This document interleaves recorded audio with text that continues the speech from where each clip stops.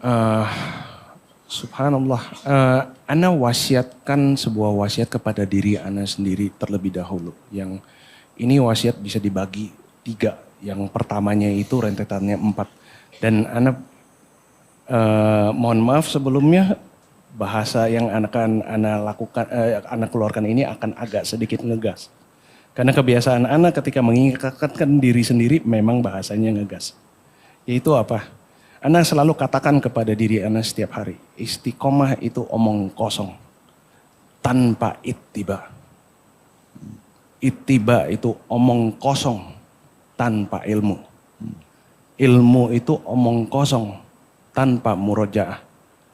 Murojaah mau sebanyak berapapun percuma dan sia-sia kalau tidak praktek dan amalkan. Ini yang ana jaga. Itu poin pertama.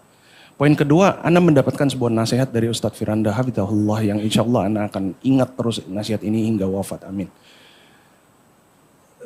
Karena sunatullahnya memang iman itu akan naik dan turun. Cepat atau lambat kita akan tiba ke titik rendah, titik lelah, futur dan sebagainya. Camkan satu hal ini baik-baik kepada di dalam diri kita. Selemah apapun iman antum, seberat apapun antum tidak mampu melakukan sebuah amalan secara sepenuhnya, tolong jangan juga ditinggal sepenuhnya. Karena sesungguhnya ketika antum sedang futur, antum sedang lemah, antum sedang males, dan atau antum punya uzur sehingga antum cuma bisa melakukan 1% dari keseluruhannya itu, 5% dari keseluruhannya itu. 1% kita di saat itu yang kita pertahankan adalah 100%-nya kita. Tapi kalau antum tinggalkan maka halas, sudah 0. Dan syaitan akan menunggangi 0 ini menjadi berkembang biak ke yang lainnya. Jadi ini yang ana pegang.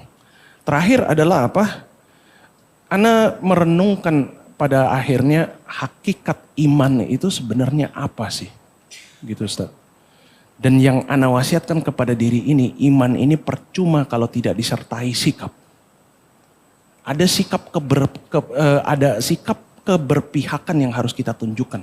Ketika lafaz kita mengatakan asyhadu an la ilaha illallah, Allah menuntut prove it.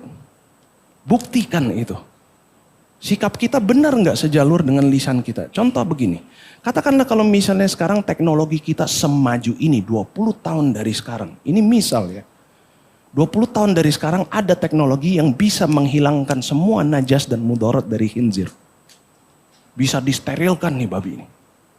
Antum akan mulai makan babi? Atau antum akan mengatakan no, saya tidak menyentuh itu. Why? Because Allah says so.